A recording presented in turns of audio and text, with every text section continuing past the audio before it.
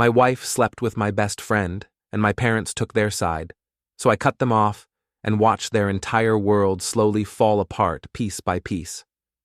I'm Nate, 31 years old, and if you had told me a year ago that I'd be airing my dirty laundry online, I'd have laughed in your face.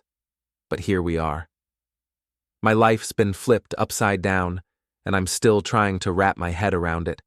This isn't just about a cheating wife, it's about betrayal from all sides. My best friend, my family, and the people I thought would always have my back. So yeah, I think I've seen it all, and I could use some advice. To start from the beginning, I met Lana, 29 years old, 7 years ago. We were at a party thrown by a mutual friend, and I remember feeling so out of place. I'm not the kind of guy who thrives in social settings. Small talk is a nightmare, and I'd much rather be home playing video games or working on random tech projects. But my buddy convinced me to go, saying I needed to get out of my cave. I was hanging out by the snack table, trying to look like I wasn't counting down the minutes until I could leave, when Lana walked in. I swear she had charisma that made everyone in the room want to talk to her. She wasn't just pretty, she had this energy that pulled people in.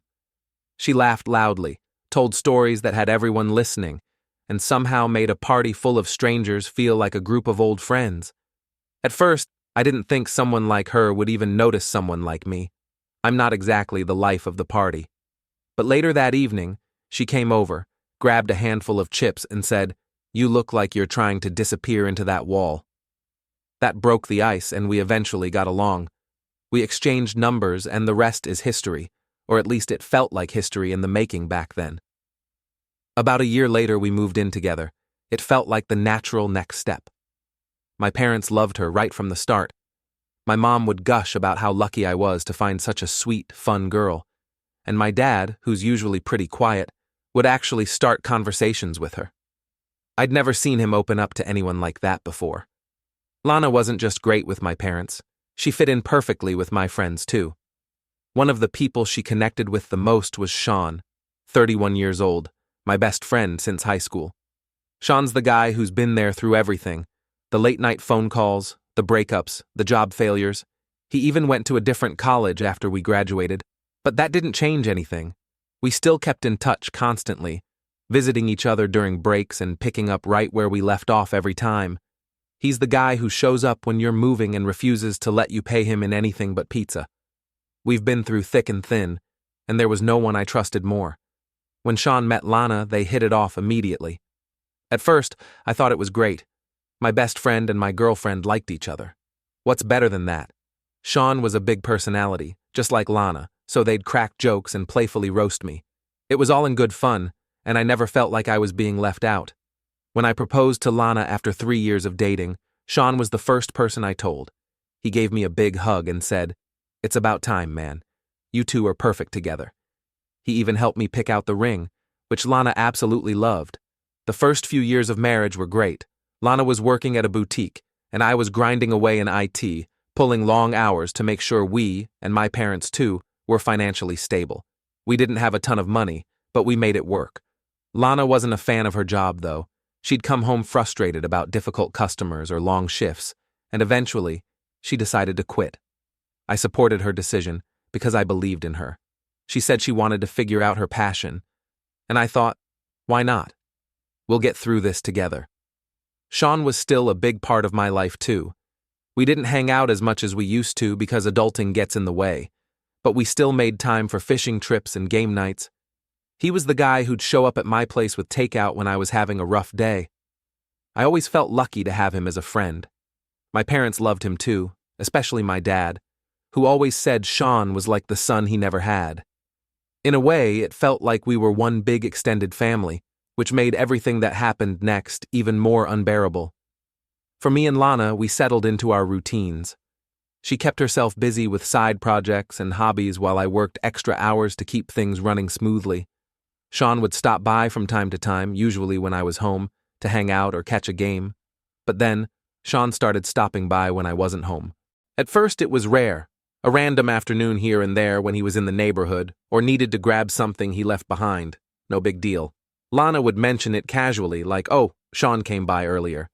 At first, I chalked it up to coincidence, Maybe he had extra time on his hands, or maybe he just liked hanging out with both of us. It didn't bother me at first, but then his visits started to become a little too regular. 3 times a week became 4, then 5. It wasn't just random drop-ins either. He'd be there when I wasn't home, helping Lana with things I hadn't even agreed to yet. Like one day I came home early from work, our systems went down, and there wasn't much else to do. And there was Sean in the kitchen, fixing a cabinet door that Lana said had been squeaky for months. They didn't hear me at first, so I walked in and said, "Wow, Sean, looks like you're running a side hustle as a handyman." Lana laughed nervously and said, "I didn't think you'd mind," he offered. When did my best friend start offering to do housework for my wife without even mentioning it to me? Don't get me wrong, I'm not the jealous type, but for me, it's just not normal to show up at someone's house several times a week when they're not home. But Sean, he didn't seem to have any problem with it. He brushed off my comment like it was nothing, saying, "Hey man, just trying to keep the place in one piece while you're out there killing it at work." I didn't say anything at the time. I didn't want to make a scene, especially since nothing technically wrong was happening. But I couldn't shake the thought, why is Sean so comfortable hanging out here when I'm not around? Then there were the texts. Lana started spending more time on her phone, laughing at things she wouldn't share with me.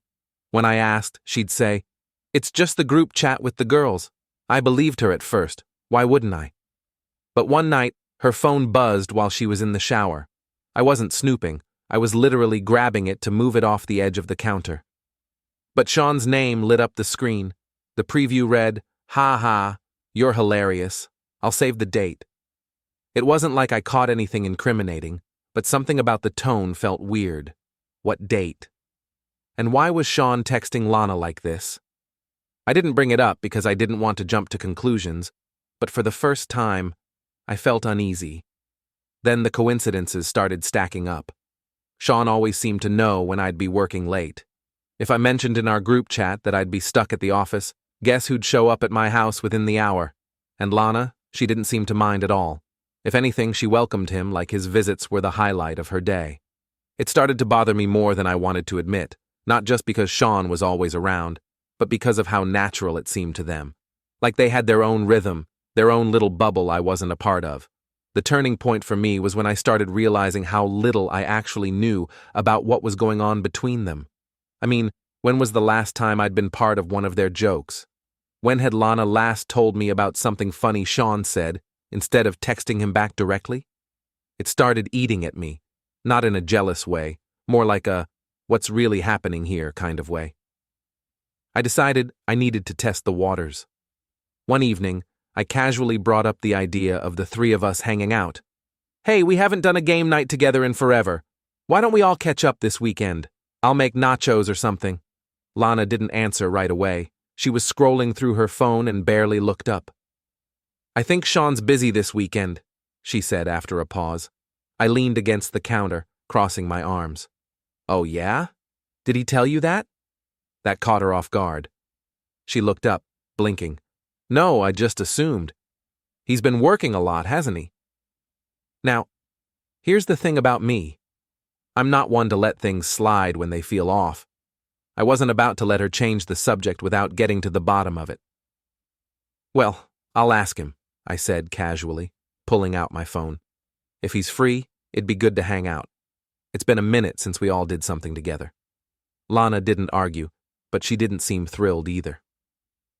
That night, I called Sean to set up plans. He sounded surprised but agreed immediately. "Yeah, man, let's do it. I've got nothing going on this weekend. Been meaning to catch up anyway," he said. Interesting. So much for him being busy. When the weekend came around, the vibe was weird. Lana was quieter than usual, and Sean, for all his usual charisma, seemed more reserved too. I was watching both of them closely, trying to pick up on anything out of place, wishing my thoughts were wrong. They exchanged a few quick glances that I couldn't quite decipher. You know when you're in a group and 2 people share an inside joke, and you're the only one out of the loop? That's exactly what it felt like. Halfway through the night, I asked Sean about work, just normal guy talk. But before he could answer, Lana chimed in, saying something like, "Oh, he's been killing it lately, so busy with that new project." Sean gave her this sideways look, and I swear it was like a silent shut up. It wasn't even what she said that was weird. It was the way she said it, like she was speaking for him. After Sean left that night, I asked Lana straight up about it. "You two seem pretty close these days," I said, keeping my tone light but direct. She shrugged. "You're imagining things. Sean's your best friend, why would you even think that?" I dropped it for the moment, but my instincts were screaming that something was going on. I couldn't prove it yet, but I wasn't about to let this slide. I decided to keep watching, keep listening. If something was happening between them, I was going to find out. At first, I told myself to take things slow.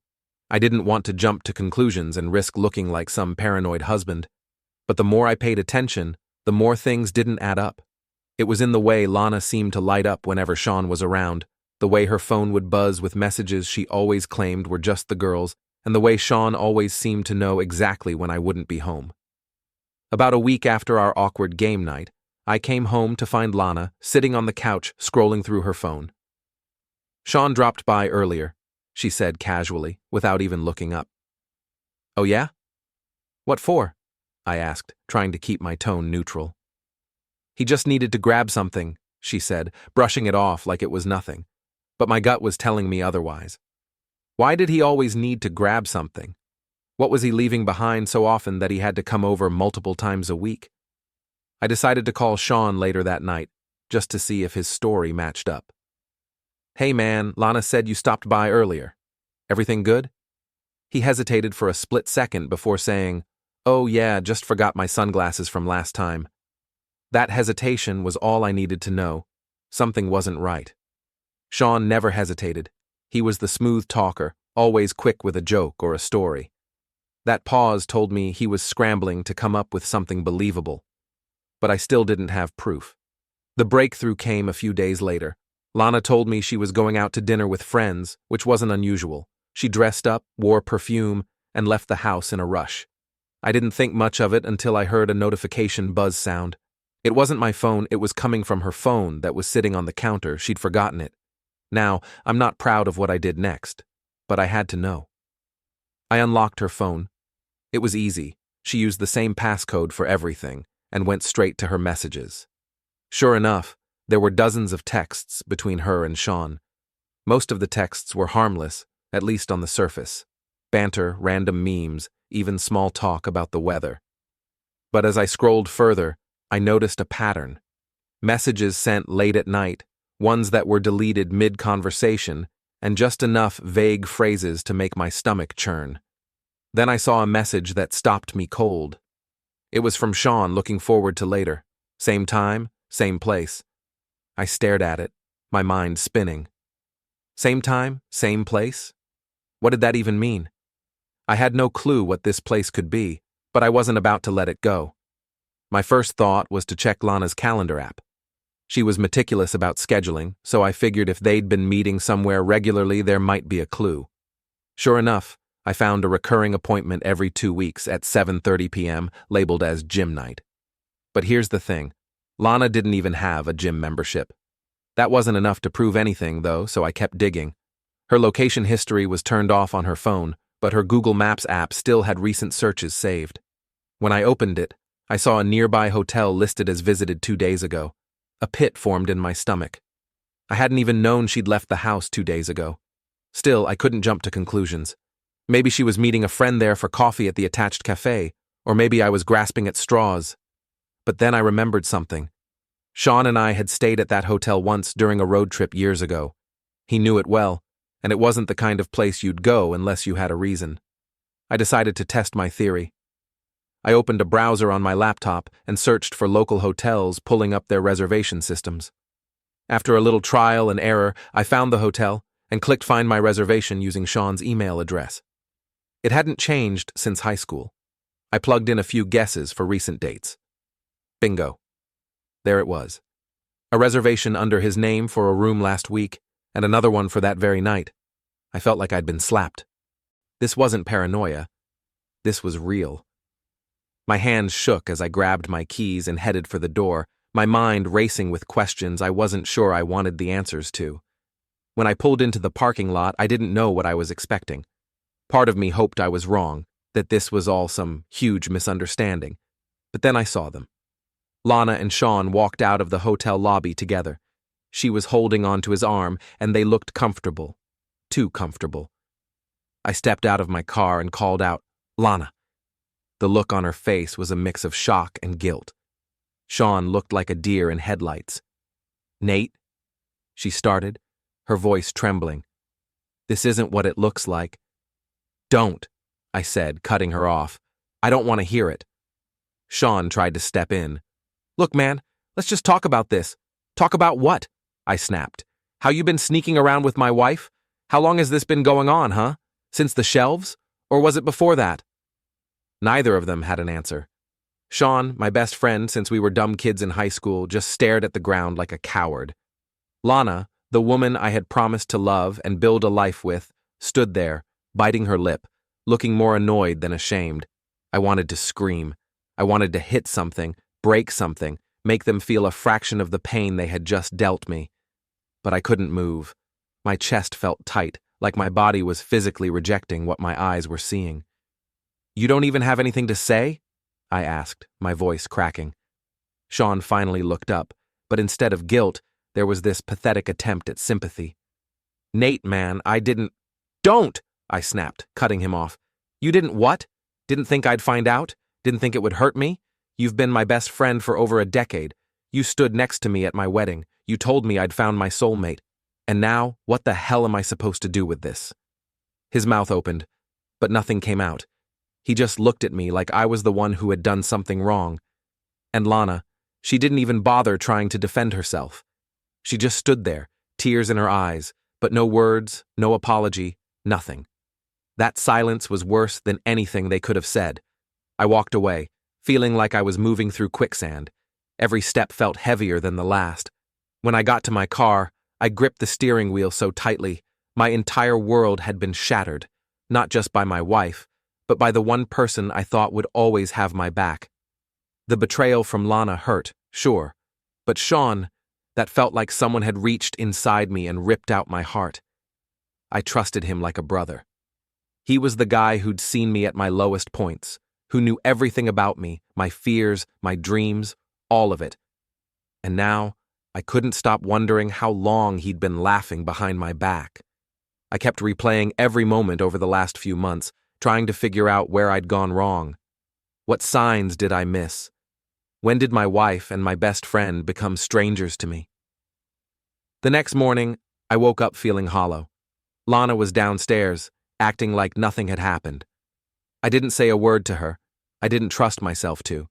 Instead, I called a lawyer. Starting the divorce process felt surreal, like I was watching someone else's life fall apart. Every signature, every document was a reminder of the life I thought I had and the people who had destroyed it. I didn't tell Lana right away. I needed time to process, to get everything in order before I confronted her again. When I finally handed her the papers, she broke down. She sobbed, saying she was sorry, saying she'd do anything to fix it. "Nate, please," she begged, grabbing my hand. "We can work through this. I'll cut him off. I'll do whatever it takes. Just don't give up on us." I stared at her as she cried, and instead of feeling sorry for her, I felt disgusted. The woman in front of me wasn't the one I married. She was a stranger, someone who had destroyed everything I cared about. "Save your tears," I said coldly. "You didn't just betray me, Lana. You destroyed my entire life, my marriage, my trust, my friend. Do you even get what you've done?" She tried to grab my hand, sobbing. "Nate, I'll cut him off. I'll fix this. Just give me a chance." I pulled my hand back. "Fix it? You already made your choice, and it wasn't me. You chose him, and you don't get to act like there's anything left to save." Her tears kept coming, but I didn't care. "You wrecked everything." "I'm done," I said, before walking away without looking back. I thought that was the end of it. The divorce was messy, but straightforward. I wasn't interested in dragging it out. I just wanted a clean break. And I thought I'd finally started to regain some control.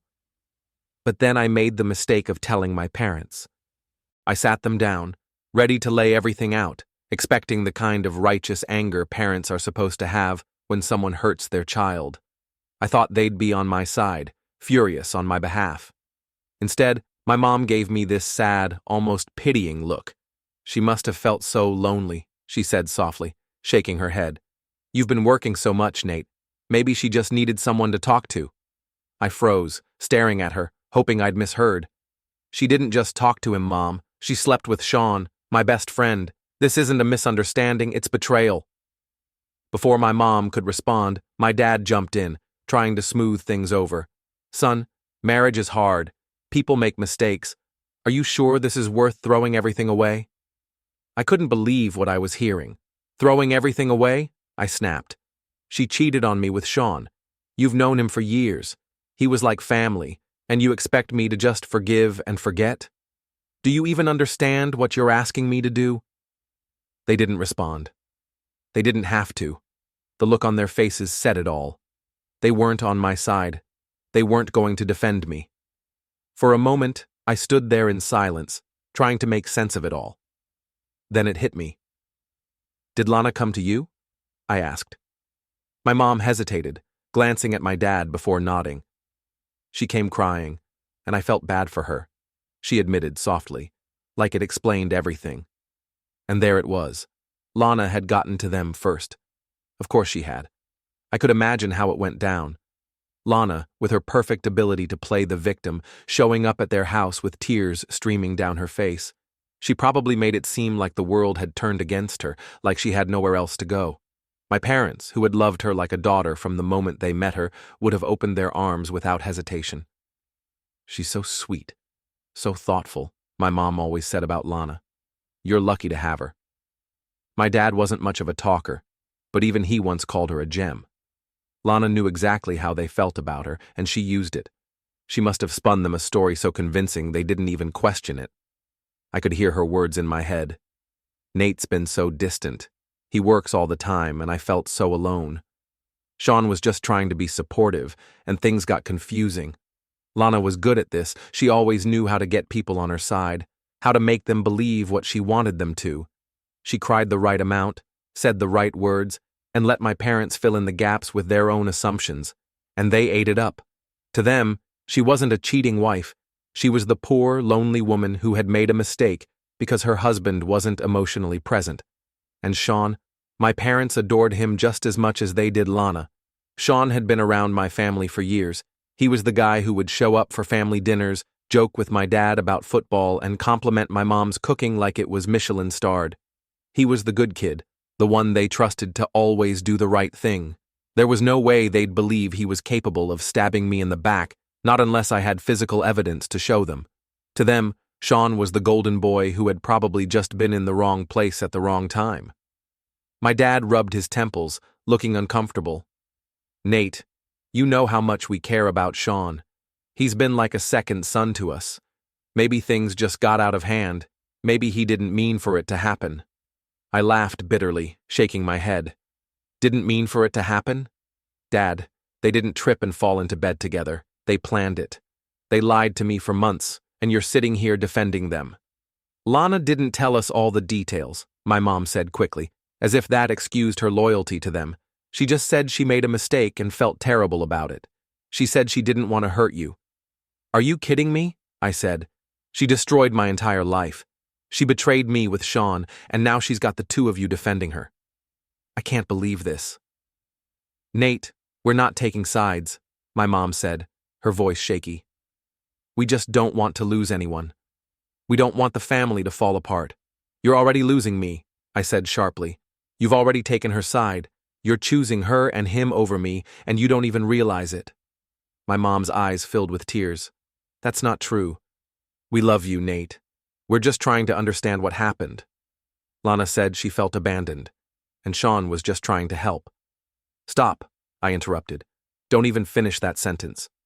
If you can sit here and believe anything she says after what she's done, then maybe you never really had my back in the first place. The room fell silent.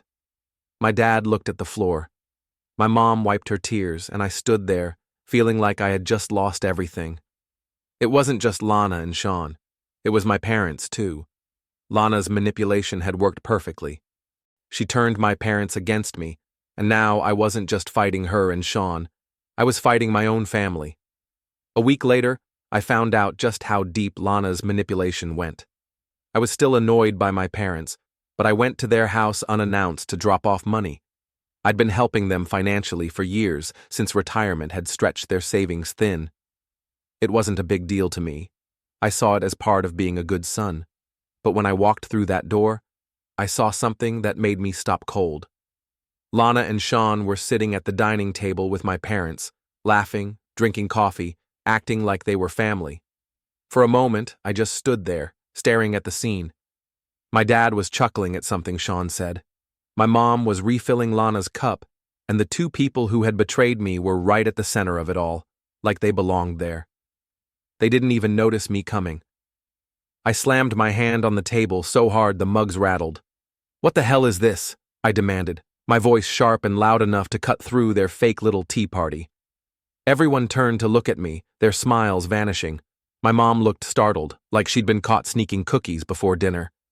My dad immediately glanced down, avoiding eye contact. Lana looked calm, and Sean smirked. "Nate, this isn't the time," Sean said, leaning back in his chair like he owned the place. I couldn't believe the audacity. My blood boiled, and I could feel the anger bubbling to the surface. "Not the time? You're sitting in my parents' house, at my family's table, after screwing my wife behind my back, and you think you can tell me it's not the time?" Sean crossed his arms and shrugged. "We're just enjoying ourselves, man. You need to calm down." "Calm down?" He actually said that. I was already shaking with rage, but then he had the nerve to add, "Look, we're family, Nate. You need to stop making this so hard for everyone. This isn't just about you. I lost it." "Family? You think you're part of the family after what you did to me? You don't even deserve to step foot in this house." Lana decided to chime in at this point. "Nate, we're just trying to move forward. We didn't mean for you to find out like this. But Sean and I—" "Don't you dare," I said, cutting her off. "Don't you dare try to justify this. You destroyed our marriage, and now you're sitting here laughing with my parents like nothing happened. How long have you been planning this? How long have you been sneaking around behind my back?" Sean leaned forward, his smirk disappearing. "Since we were in college," he said, his tone cold and flat. Everything in the room froze. My parents went silent. Even Lana looked at him, startled. "What did you just say?" I asked, my voice low and dangerous. "You heard me," Sean said. "Lana and I were meant to be together. We knew it back in college. We went to the same college, Nate. But you got in the way. You always had to be the hero, didn't you? Always had to take what wasn't yours. I couldn't think. I couldn't breathe. This wasn't just about the betrayal. It was about years of friendship, years of trust being ripped apart in one sentence. "You've got some nerve," I said, my fists clenching at my sides. "I gave you everything. I trusted you. You were supposed to be my best friend, and this is how you repay me?" Sean stood up, towering over the table. "I don't owe you anything, Nate. Lana and I are happy now. You need to grow up and accept it." That was it. I lunged at him, grabbing the front of his shirt and shoving him back against the wall. "You think I'm just going to accept this? You think I'm going to sit back while you waltz into my family and act like you belong here?" Sean pushed back, his hands gripping my arms. "Let go, man. You're just embarrassing yourself." "Enough!" my dad shouted, stepping between us and forcing us apart. "That's enough, Nate. This isn't how we handle things in this house." I stepped back, breathing hard, my hands still balled into fists. "How we handle things," I said, glaring at my dad. "You're letting them into your house, Dad. You're treating them like they did nothing wrong. Who even are they? Complete strangers. You're supposed to be on my side." "I'm your son, Nate," my mom said, her voice trembling. "We're trying to keep the family together. I just lost it at that, and there was no point in arguing anymore." "You think this is family? Enjoy your new son and daughter then, because you just lost me." I stormed out of the house, slamming the door behind me. My dad didn't call after me. My mom didn't try to stop me. The only sound was Sean's voice, smug and confident, as he said, "He'll get over it." I didn't get over it until I made damn sure he got what he deserved. One thing was crystal clear for me. I was done. Done with Lana, done with Sean, and done with my parents. They'd all made their choices, and now I was going to make mine. When I got home, I opened my laptop and canceled the monthly transfers to my parents' bank account. For years, I'd been helping them out financially, quietly paying bills, making sure they never had to stress about money. I never thought twice about it, because they were my parents, and I thought, that's what you do for family. But after what I saw at that dinner table, they didn't deserve another dime from me. They could ask Sean, since he's now their son. It didn't take long for them to notice. 2 weeks later, I got a call from my mom. I let it go to voicemail. The next day, my dad texted me, "We need to talk." I ignored it. If they wanted to play happy family with Lana and Sean, they could do it without my help. But that wasn't enough. Cutting them off financially was just step one. Then I turned my attention to Sean. The smug bastard thought he'd gotten one over on me. But he underestimated just how much I knew about him. See, Sean wasn't as squeaky clean as he liked to act.